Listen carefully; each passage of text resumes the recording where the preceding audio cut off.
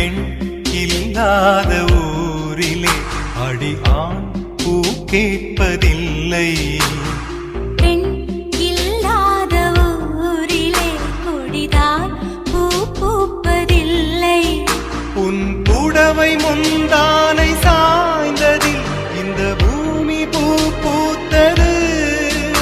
இது கம்பன் பாடாத சிந்தனை, உங்கள் காதோடு யார் சொன்னது? புது வெள்ளை மழை எங்கு பொழிகின்றது.